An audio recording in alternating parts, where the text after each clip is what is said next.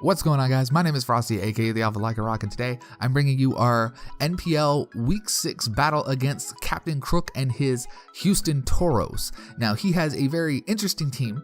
The first thing I noticed about this team, as you can see, it is right next to mine on the draft list as he drafted before me, is that he does not have a fair user, but you can definitely see that he does have some power and some hard things to plan for. So his team consists of Silvally, which can be anything. So it doesn't have a fairy, but it could be Fairy Memory Silvally. He does have Mega Venusaur Cavantula Crocodile, which is also scary to our Psychic Core. Espeon Volcanium, which is his Zumon and hits extremely hard. Shuckle, Talonflame, Sigalith, Tauros, and Malamar. So with that, definite things I think that are coming are going to be that Crocodile. I don't see him bringing Venusaur just because I have the Psychic Core, but he might predict me to predict the Psychic Core not coming, and then bring bring it to wall me. Espeon is actually very, very scary looking at it now because it's on par. It's not faster than Alakazam, but it is on par faster than some of the other parts on this team. Shuckle could definitely set up webs and rocks, which would put him in a great position, so I definitely need to bring a Defogger this week. And then there's Sigalith. Sigalith was something I've been thinking about since, I was like, okay, no, he won't bring Sigalith, and I'm like, no, what if he brings Magic Guard, Flame Orb, Psycho Shift? I'm like, ooh, that would actually be flames right there, and that would be hard to deal with. So I need to make sure that I bring a Heal Baler for that as well. Also, we have a small change to the team this week. As it is, I did make a drop after last week, after what happened, and we no longer have our Magnezone. Now, Magnezone, it's a great mon, don't get me wrong, and having slow Volt Turn is really good. The problem is for the rest of the season, I really couldn't, besides I think week 8, I couldn't find a real reason to bring it. And even then, it doesn't have a great matchup week 8 against the Magearna, as I have other mons that would hit it even harder than that, and I didn't want to leave that up to that, so I was not sure exactly what to do, and I was like, I need something that has. I need another Steel type, but I also need something that can because I need something that deters Dark type attacks. Because I realized last week that I was taking a lot of neutral damage from Dark attacks, and I can't sit there and take all of this Dark attack stuff. So as it is, I've amended to that a little bit, and this one we dropped our Magnezone, and we ended up actually picking up Lucario. Now, Lucario kind of deters Dark type attacks because of his Justified ability, which is really great because getting a Lucario at +1 is not the best thing you want to happen, especially with E-Speed as +2 priority, and there's not many things that are faster than +2 priority.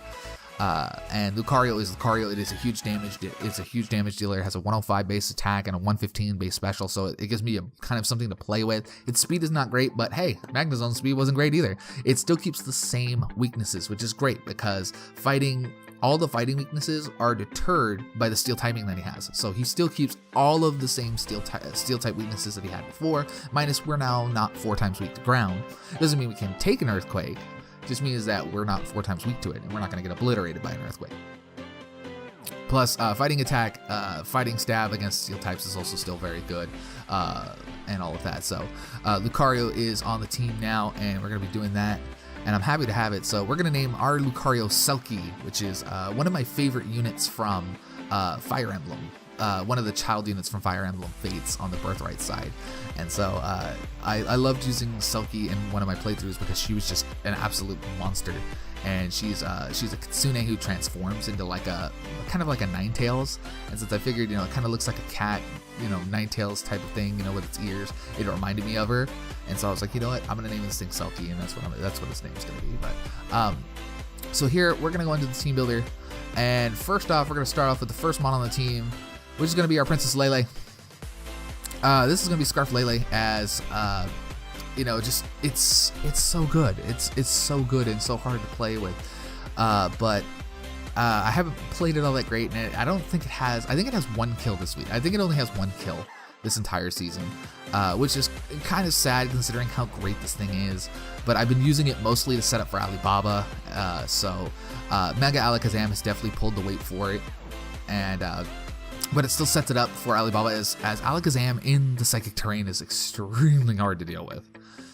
So this week we're gonna be running Choice Scarf. We're gonna be using this as our revenge killer. So Psychic, T-Bolt, Moonblast, Shadow Ball. I thought about running Focus Blast, but I realized that I needed Shadow Ball for the Espeon, and then T-Bolt and Shadow Ball are resisted, but Moonblast isn't. So if I get in on Crocodile is not faster than me. I'll speed Crocodile and I can kill it with a Moonblast, which is also very good. So next we have our Alakazam. Small speed investments. I think it was just enough to outspeed the Espeon. I think is what it was. Was that the fastest thing on his team? I believe it was the Espeon. I think, yes, Espeon, oh, no. I'm sorry. It's speed EV'd, just enough EVs after Mega Evolution to have a speed of 196, which is faster by 1 point than the Talonflame. Now, if the Talonflame comes in, takes damage, he will no longer get his Gale Wings ability, which is great and makes me outspeed it. So I also took that into account by giving it some extra HPs, as I could possibly live a Brave Bird, as long as it's not Bandit or Life Orb. So, I mean, if it's like a more, Spadef set, I could definitely live it, but under Psychic Terrain, he dies to Psychic, which is also why I brought Charge Beam this week. So, Charge Beam will also give me a +1, should I use it on something, and I think Alakazam at +1 pretty much one-shots everything under Psychic Terrain. Plus, he can't be prioritied. He will not be faster than that Scarf Crocodile, but the extra HP investments allow me to possibly live. Possibly is, and I give this like a 25% possibility of living a knockoff from a Crocodile, as long as it's not +1. But it's kind of iffy on this one. So, but we brought all those stuff for it though. We brought Focus Blast, we brought Shadow Ball, we brought Charge Beam, we brought Psychic. Standard attack sets. Though the Charge Beam is a great move, and I actually want to use this Charge Beam again, as getting a +1 Alakazam just absolutely obliterates everything, especially if Alakazam is faster than the team. Next, we're going to be bringing our Cynthia. We're bringing our Garchomp, which is our Choice Bandit Garchomp, as I realized with his team with no Fairy user, nothing takes a Choice Bandit Outrage well. He has no switching for it.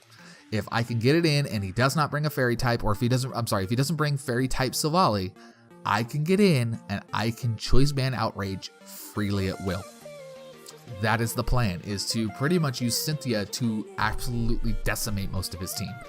And then if Cynthia goes down, his team is so weakened that I can bring in either Princess Leia or I can bring in Alibaba, and that will finish off the rest of the team. So it is definitely, this is definitely my main physical wall breaker here. It even outspeeds most of his team, minus I think the Talon. It doesn't do Talonflame it's not faster than Talonflame or Espeon, but it is faster than most everything else on the team that isn't Scarf.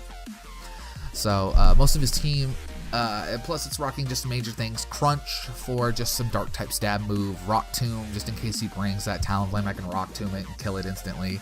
Outrage does the same damn thing, but just in case he's Choice Banded, Brave Birds and all of that, I eat that up, and then I can Rock Tomb it.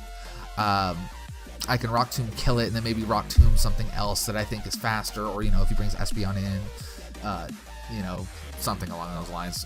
Just trying to get a Rock Tomb off if I can. Next, we are going to be bringing Mantine so this is our Rocky Helmet Mantine defensive set. This is basically for what I'm thinking he's going to do is bring Scarf Crocodile with Beat Up. Scarf Crocodile Beat Up is actually very good, as it can kill Alibaba. And if I don't bring, if he comes in, uses Beat Up, and has a full team, he could do quite bits of damage to me. So the whole thing is Mantine has all the defenses and the defense boosts. He will not live a Beat Up with 5 mons behind it. What he can do is he can actually get the Crocodile to kill itself, which is exactly what I want.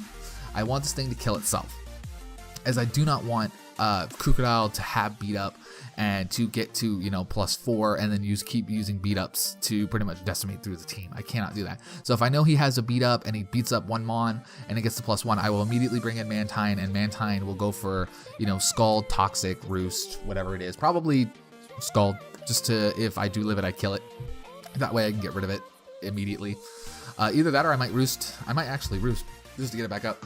So I don't know for certain with the calcs if, because beat up is not on the calc, so I don't know for certain how much damage it would do. It might not be enough to kill me, but I know if it's at like +1 or 2, beat ups will start doing pretty much works through the team. And so if I, so I'm bringing this as a beat up deterrent on that. But I also know that I don't have an attacking move should he bring that Volcanion as you know, Scald. He has water absorb, so I can't really Scald it. The only thing I can do is Toxic and Roost Stall it out, which is the only thing I can do.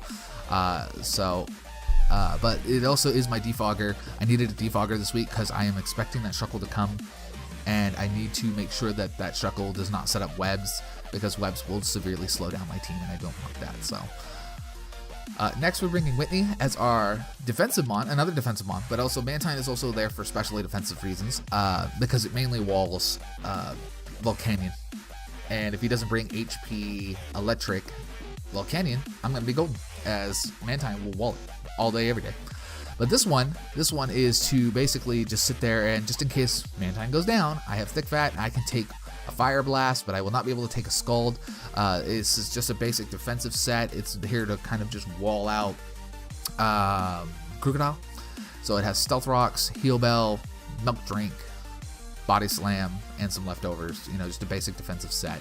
I definitely want to make sure I get the rocks up in this match, because rocks are going to play very, very pivotal, since he has a few mons that are definitely weak to rocks, especially if it brings Talonflame. And then lastly, we are bringing our new member, Selkie, our Lucario. Now, this is a Air Balloon Lucario. Now, I do know that he is, like I said, I am about 99% positive he's bringing that Crocodile. If Crocodile locks itself into Earthquake, I want to have a switch-in for that. Lucario is the switch-in, because he's not going to be expecting me, I don't think he's going to be expecting me to have Air Balloon. And with that, since he's Scarfed, he can't get out of it, which means he has to switch out on the next turn, which allows me to get a free Swords Dance up. Swords Dance at +2, I start doing some real work to his team. So close combat, extreme speed for the priority, and then Earthquake, as Earthquake hits a lot of things really hard, especially if I get into a match with the especially if I get into a match up with the Volcanion. I'm not faster than the Volcanion, even with a Jolly Nature. So I'm like, you know what, let's just make it adamant, let's give it all speed so I can outspeed all the other slow stuff on his team, and then I can just go for E-speeds and hopefully kill it. But Air Balloon is basically there to have a switch in for Earthquake Crocodile. So that allows me to get a free Swords Dance as a +2 E-speed. I believe does like 80% to Volcanion, and then it does like a clean 70 some odd % to Crocodile, and it does clean works to pretty much a lot of things. The only thing it doesn't do 50% +2 is, I think, defensive Mega Venusaur. So with that, I would have to take whatever damage that he does. He can't do Knockoff, because Knockoff will not do that, but if he goes for Giga Drain, he'll pop that balloon, get some HP back, but that will allow me to set up another Swords Dance at +4, E-speed start hurting everything. So that's it for the team. As you can see, the team here, we got Princess Leia, Alibaba, Selkie, Cynthia, Mantine, and Whitney. So next, I'll bring up the match, and you guys can see what happened. Alright guys, we're back, and as you guys can see, here is the match. As you can see, he did actually bring that Venusaur. I was very surprised to see him bring this Venusaur, but he did bring the Crocodile like I thought. He did bring the Volcanion. Silvally did come. Silvally came, and in this team preview, I cannot tell what type that it is. So that's a very scary thing to know, is I don't know what type that Silvally is, because team preview doesn't tell you that. So he also did bring the Talonflame, and he did bring that Sigilyph. I thought about it at the last second of prepping, and I was like, you know what, he could bring that Sigilyph, as the Wonder Guard Psycho Shift Sigilyph set is actually very good against this team, especially if I can't Heal Bell. And so I had to bring Whitney this week in order to ensure that I had Heal Bells. I could have done Aromatherapy on Lele, but I wanted to have a defensive switch-ins for that Crocodile, and also for that Silvally as what it is. So we'll start here, and we'll start the match. And my thought process is to, okay, I don't know what he wants to lead with, so my safest lead is to go with Whitney and to try and set up rocks on turn 1. So I do that, as he leads with Silvally. Now this Silvally, I immediately see the purplish pink type of glow, and I'm like, okay, I have no idea what the Silvally is, but this I'm like, I know it's kind of a pinkish shape. This could be Fairy Silvally. So I hover over it and realize that it is not Fairy Silvally. So I thought actually it could have been Poison Silvally. No, it is Ghost Silvally. A little weird, but I now know that Whitney can't touch it because of its now new ghost typing. So it does suck on that aspect that I'm not able to actually body slam this thing. But this also leaves me in a good position because I now realize that he has no switch-ins to my Garchomp. My Garchomp Outrage, he has no switch-ins that take it. Everything he has takes huge 3/4 damage to it, including the Mega Venusaur. Mega Venusaur, I think like the defensive set takes like 60%, but it's still a 2-hit KO. Everything gets 2-hit KO'd. Guaranteed. Some things get 1-hit KO'd, like Sigilyph gets 1-hit KO'd, Volcanion gets 1-hit KO'd, Crocodile gets 2-hit KO'd, providing that it's not Intimidate, and I still haven't seen it yet, so I don't know for certain. So here I'm just like, okay, you know what? Let's get up the rocks as he goes for Toxic. Smart move on his play. Very, very smart move on his play. He wants to whittle down my walls using Toxic.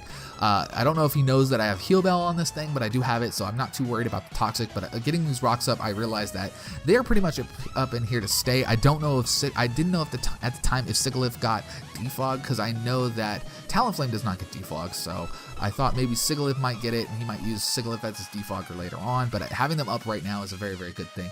So here, I'm like, okay, I can go for another, if he goes for another Toxic, that's fine. I'm going to make the switch, and I'm going to go into Cynthia, because I need to be able to start doing some damage, as I know I outspeed this thing. So, but the thing is I don't know what other type of moves this thing has. I have seen him use Swords Dance before, and that's what I was kind of expecting was another setup move, as Silvally does have 95 base attack, but it's not, it's okay, but it's not great. So under Swords Dance, it actually makes him a really hard-hitting physical attacker. So here, I take the poison damage, and I just said I'm going to switch out. I am going into Cynthia. I'm going to try and get these Outrages off as soon as possible. He does go for the Swords Dance here. So here, I do know I outspeed. I go for Outrage and one-shot the Silvally. That makes me happy because I'm like, okay, good. I don't have to worry about it. He brings in Venusaur, and he Mega Evolves the Venusaur and reveals Protect. So this was very good prep on his part, as Protect here, I hit the Protect and I don't do anything. But at this point, I'm like, I am pretty certain this is defensive Venusaur. I still don't know for certain because I asked for the spreads, but I asked for the spread on the Venusaur just so I can do my own calcs, but I never received the spread, so I don't know for certain exactly what spread this thing was. So I had to assume it was a semi-defensive offensive set, and I think because of Protect, I'm pretty sure it had Leech Seed, as Leech Seed is a great thing, and I did not bring Sap Sip or Miltank. I brought Thick Fat Miltank for the Talonflame shit. He brought that. So this was, I still, after hitting that Protect, I realized that I am not confused and I am able to click this Outrage again. So because I hit the Protect, it's the same thing like if you were to Outrage into a Fairy type, it just does no damage, but it resets the thing without you taking the confusion. So this was actually kind of a weird thing on his part, as he could have actually taken this damage.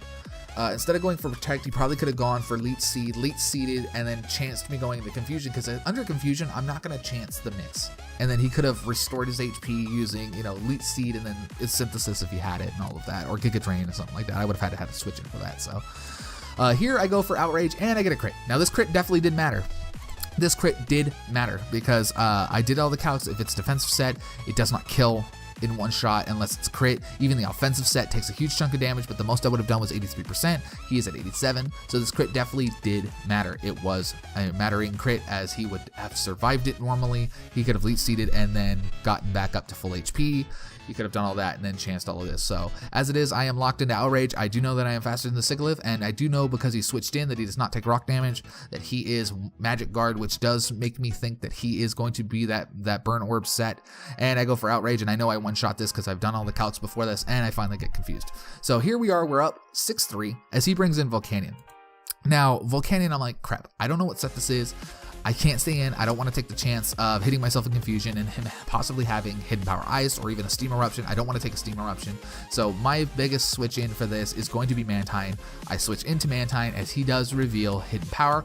Scared me a little bit because I thought it was Hidden Power Electric. No, it was Hidden Power Ice. So I eat it up all day, every day. He then goes for the Z move, Inferno Overdrive, either expecting me to switch or whatever, but I supremely eat that up. As I just go for a Toxic here, as like I said, I cannot touch it because I have Scald as my move.